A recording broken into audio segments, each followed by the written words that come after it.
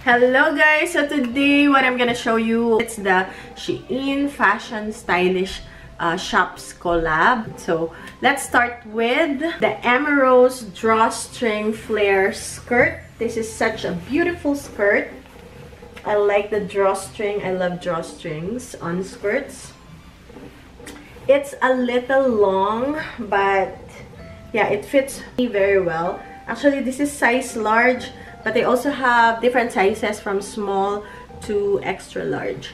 Very nice skirt. This is the V-neck short sleeve floral dress. I actually worn this already. Perfect for like meetings, formal, or just casual wear. It has a bow in the front.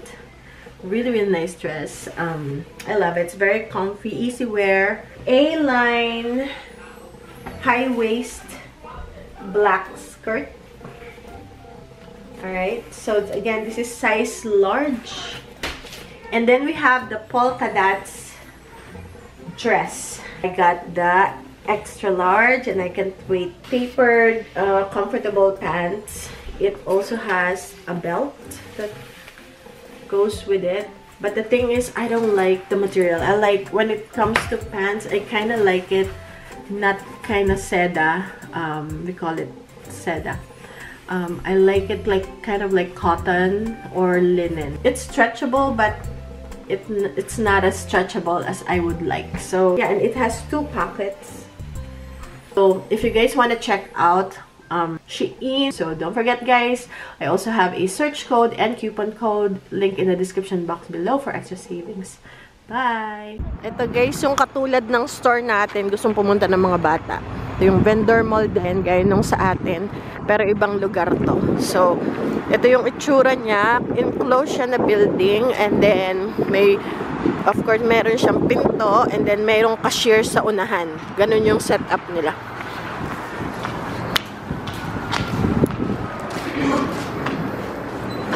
Ayan. So, dyan yung cashier. Ito yung cashier nila. Dyan yung computer ng magbabayad. Sa amin, pero ito mas malaki. Mas malaki to. Magbabanyo muna ako. May banyo rin dito. Ito guys ay mga 6 na beses na mas malaki kaysa sa amin na yung sa aming pinagbebentahan. Tsaka ito puno. Wala din dito. Dito ako nag-apply before, pero nasa waiting list ako. Kasi malaking city to eh. Ito yung banyo niya. Ito yung banyo. So, nag-apply ako dito, guys. And nasa waiting list ako. So, yeah, may mga ano to. Puro food. I have a booth for $2.59? Ano ba? $2.59? I can't see it. $2.59. Ah, mura na. At Walmart, it's $5. Yes, at Walmart, it's $5. So, half the price. Wala silang bakante. Hanggang ngayon, nasa waiting list ako, pang 100 something ako. So, last, 1.5 years ago, wala pa rin bakante kasi tatawagan ka.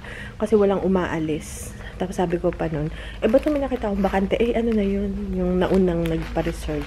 Yun yung ano. Sobrang laki.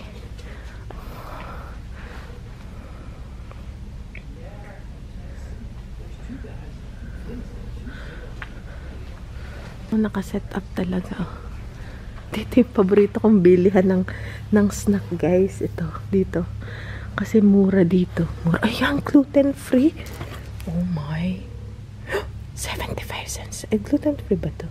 Ay, hindi pala to gluten-free. Nakala ko gluten-free. Ayan.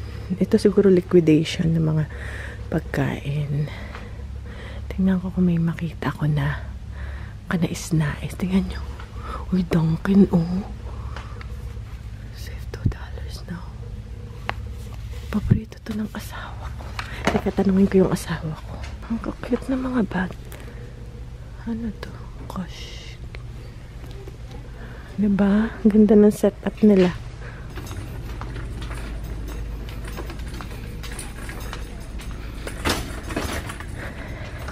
Tingnan natin. Guys, yung mga chips, $1 lang. Meron pa pala dito. Organic ionic zinc. Ba, pag hindi to expire, maganda to. Fragile.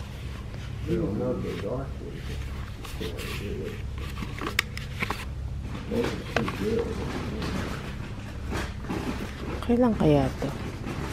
Maganda tong Mary Roots ionic zinc. Kaso bukas na yun natin lang.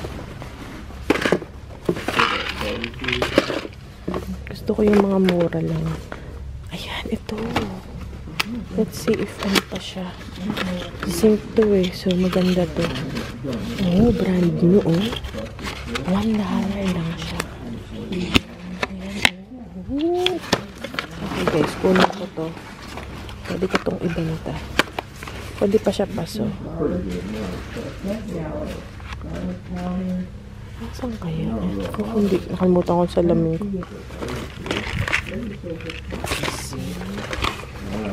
Kids, ano to? Sunscreen. $1 lang, oh. Mineral sunscreen. Pwede ko tong ibenta. Tilang ba? Ayan. Groceries. Buti may mga ganun sila. Pag groceries. Ano to? Liquidation to galing. Maganda yung Mary Root. Buti may nakita. Guys, may gluten free. For $25. Ito, sa cat. Ano ba to? Cat. Ano ba to? Cat. For $25. For cats. Ayan. Ito ba gluten free din ito? $1.25 lang. Wow. Carolina Reaper. Ayaw natin yan. Sriracha. Ooh. Gluten free lemon cookies. $1 lang. Tignan ko nga. Kaya yung expiration nito. Kasi naghahanap ako ng gluten free minsan guys. 2025. Minsan nagkikrave ako eh. $1. Oh, July pa, 2025. Kaya lang to guys na ano nasa liquidation kasi oh. Yan, fajita. Maganda rin kasi to. Ayan, oh, punong-puno. Siksik-liglig yung mga tindahan. Tsaka matagal na to guys. Siguro 30 years na to dito. Ayan o. Hi guys! So ngayon nakabalik na kami. Galing dun sa vendor mall. Nagpunta kami doon kasi gusto pumunta ng mga bata kasi marami doon mga toys. And meron silang nabiling toys. Mura lang. Mura lang dun yung paninda dun. And yung vendor mall na gaya yun nung sa amin. Kaya lang yung sa amin, yung pinagtitindahan namin is maliit lang. And so, namili tayo. So, ito yung sa mga pusa. Alam mo naman, talagang hinahanap namin yung makakatipid kami. Especially ang dami nating pusa blend. Parang sa aso to. Ay, hala! Sa aso to. Guys, $4.25 lang. Hala! Tapos, ito yung sa pusa, longevity, chicken, chickpea, salmon recipe. Yung mga pusa namin, pag yung Purina cat chow, yung pinapakain namin, nagsusuka sila. Tapos pinalitan namin ng Rachel Ray, kasi ang Rachel Ray is parang natural yung ingredients niya. So, ito sa mga cooking. Kakainin din siguro nila yun, pero pang aso. Tapos meron din doon na, ito. Gluten-free, syempre hindi ako masyado, pag sila pag may mga cake, hindi talaga ako nakakapangain. Siguro icing lang.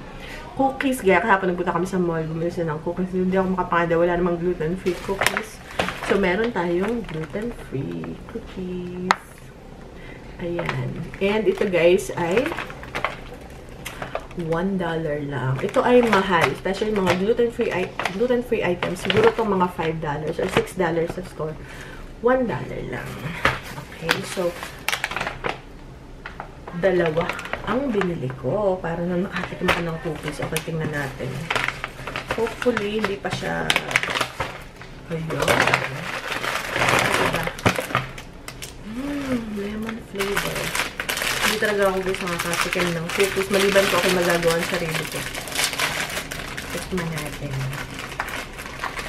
Magandang brand to, Tate's. Tate's. Ano ba?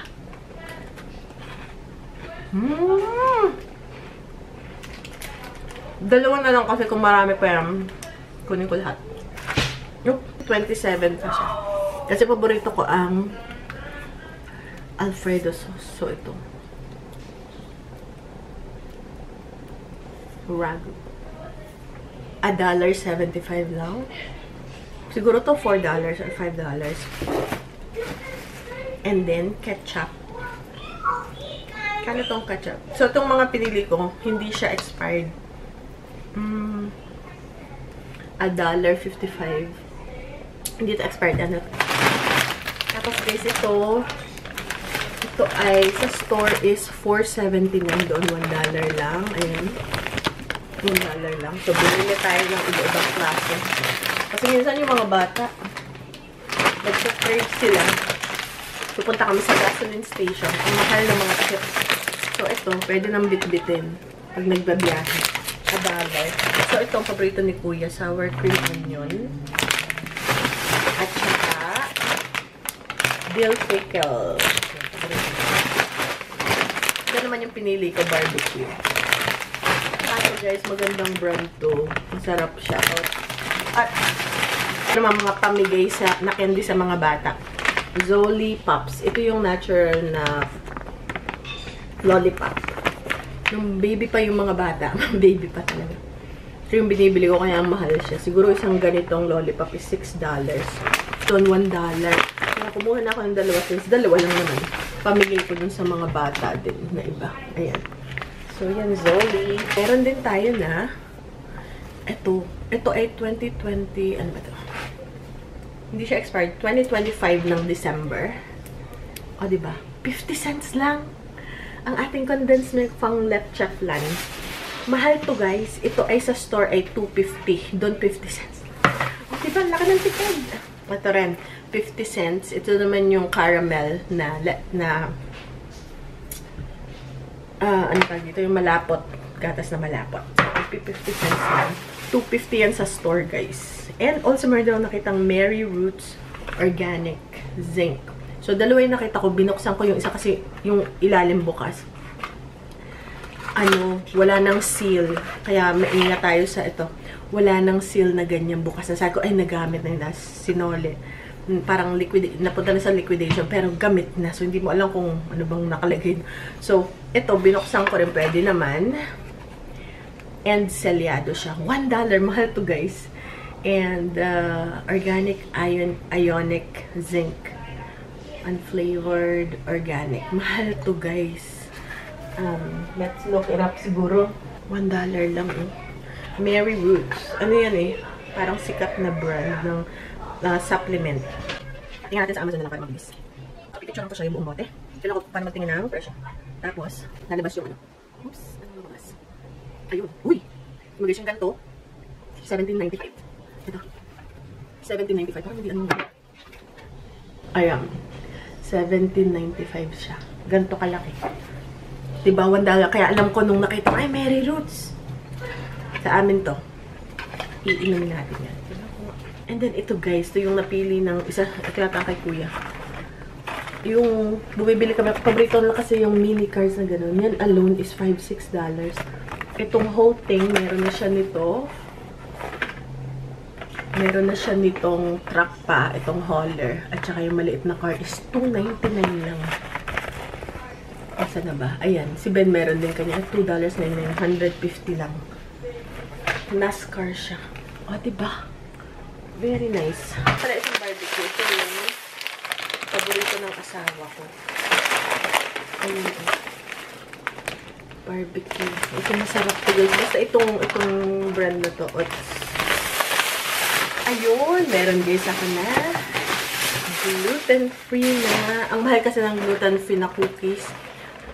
I know ano to, junk food. Kaya minsan nagka-crave ako kasi guys, wala akong ibang dessert or snacks na nakakain.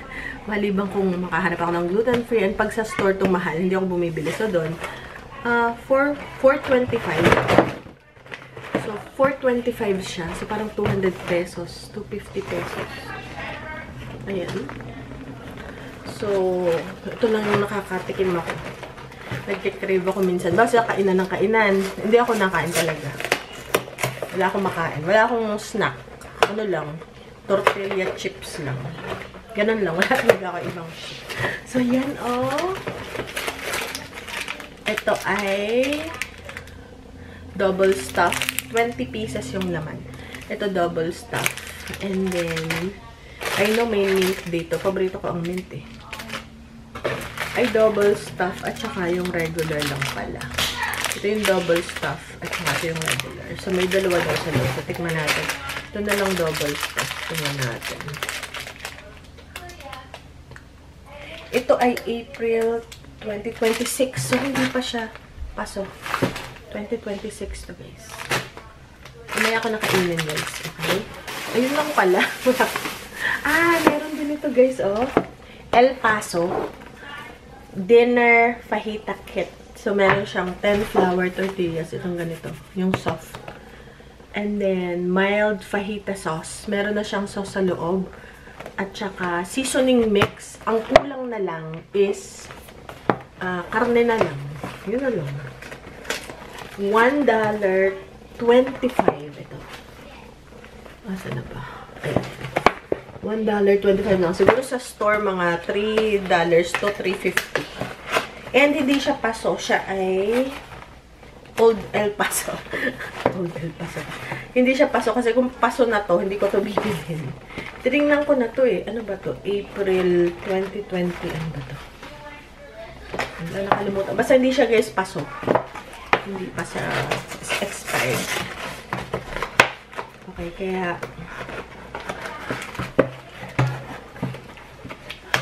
okay, so, oops, shucks.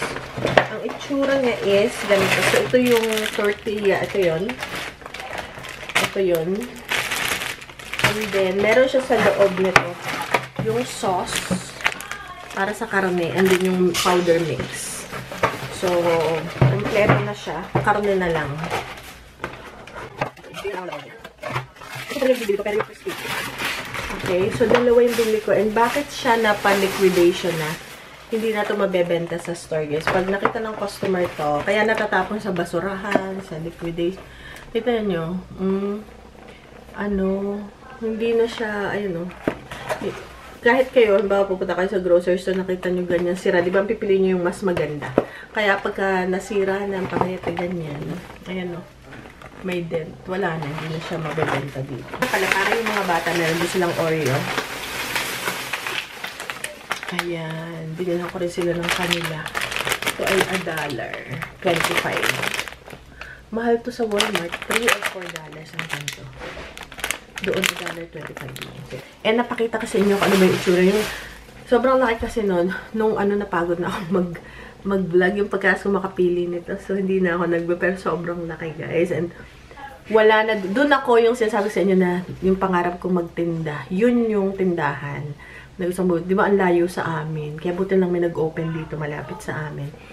Yun yung naka-waiting list ako hanggang ngayon. Nandun pa rin yung pangalan ko dahil hindi pa ako nagpapaalis. Siguro kailangan ko na ipa-cross out yung pangalan ko. Well, anyways, parang wala naman chance eh. Pag may nagtatanong lang, parang yeah, lalagay ka sa waiting list. Pero guys, nasa 100, ano yata ako dun? 125. Ang sabi sa akin nung tumawag ako nun, kaya lang walang umaalis dito. Kumbaga, pasa-pasa lang siguro sa pamilya. Ba, ayaw na magtinda ng isang kapamilya. Tatanungin yung kapitbahay, ano gusto mo? Ganon, hindi talaga yung pinapasa-pasa lang. So, wala talagang umaalis doon. Napakalaking store nun, pero walang umaalis daw. And doon nga, wala ni isa mang bakante na pwesto. Lahat puno talaga. So, yun lang ang ating haul for today.